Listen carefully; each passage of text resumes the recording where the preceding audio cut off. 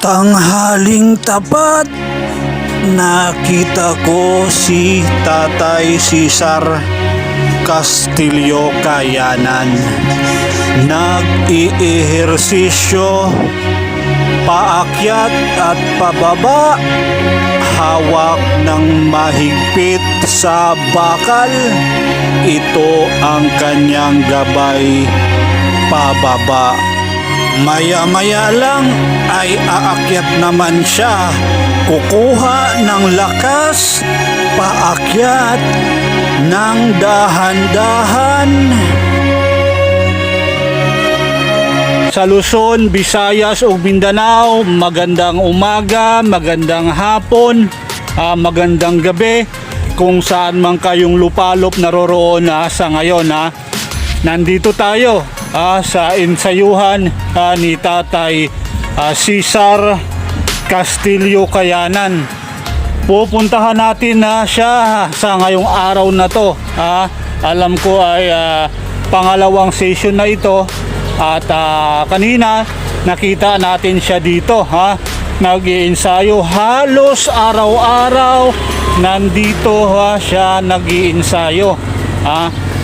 Ito yung nagsilbing gym niya, mula umaga, hapon, pabalik-balik siya rito. At tara, samahan nyo ako. Punta tayo doon.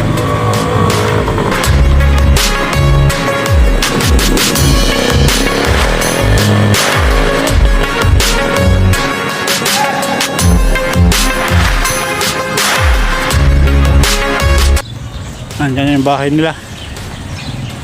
Nakarating na tayo sa bahay nila. Nakarating na tayo sa bahay nila Tatay Castillo. Nandun na sa likod yung bahay nila.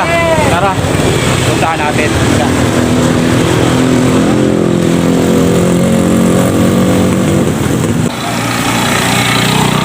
Tara, pasukin na natin.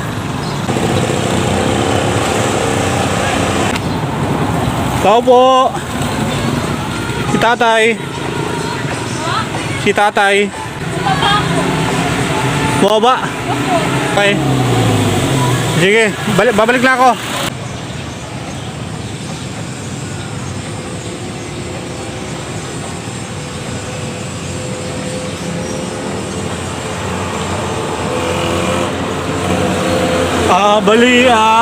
Umalis daw si Tatay. Hintayin muna natin saglit.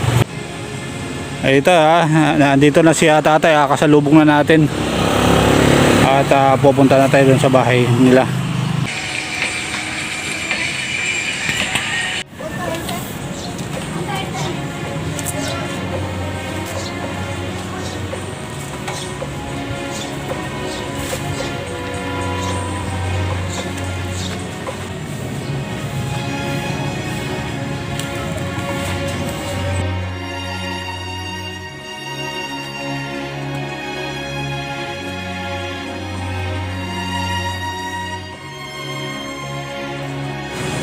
Okay Tay, okay ka na Tay? Sige, halika na, mag-start tayo. Pero dito lang tayo sa sa labas. Dahil medyo masikip sa dito kami muna sa labas sa pepesto. At ang bago ang lahat ay abutan ko muna si Tatay ng pang-merienda niya mamaya. Ay pang-kape lang po ito. Tatay, ay pasensya na po. Para sa inyo po ito.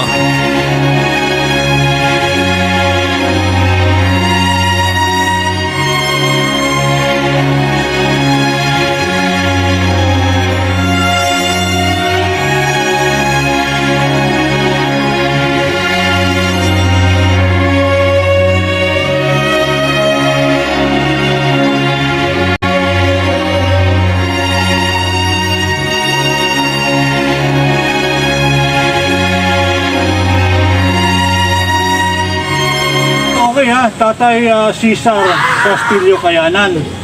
Ay kamusta? Bale, ang naparalyze ka Tatay ay itong kanang bahagi ng katawan niya. Saan pa rin ang iniinda mo Tay? Saan yung iniinda mo? Yung dito pa rin sa dugtungan ng buto. Dito pa rin Bumibigat. Ito yung sa buto na gano'n, sa dugtungan. So, Yung dito naman, yung dito banda. kukuha dyan ito. Miski mabigat ka. Ah. Ito naramdaman mo rin yung sa pigi. Sa pigi masakit pa rin. Hindi. Yung balikat dahil Nakalay. dahil nakalaylay ang kanyang balikat. Maraming salamat pala sa ating sponsor na si Tulab Tattoo ng Marikina City. Maraming salamat sa gloves na pinadala mo. Okay tayo umpisa na natin. Muna natin yan ay i-relax mo na ang katawan mo. Kaya ito muna unahin natin.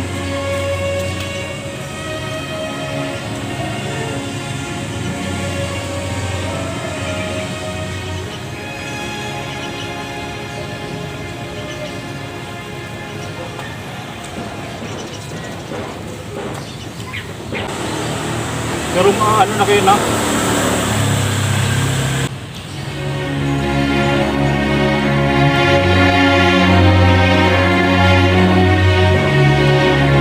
Bali ito yung part na na-paralyze. Pero medyo malambot-lambot naman. At yung kamay niya, yung kamay mo tayo ay malambot naman, hindi naman siya matigas, no? Yung kamay ni tatay ay hindi naman siya matigas. Parang normal lang siya. Pero ang iniindihan mo lang talaga tayo ang yung bigas niya yung katawan at saka sa balikat at sa pigi. Ayan parang normal naman, no? Dito medyo lumalaban lang dito, medyo matigas sa may elbow.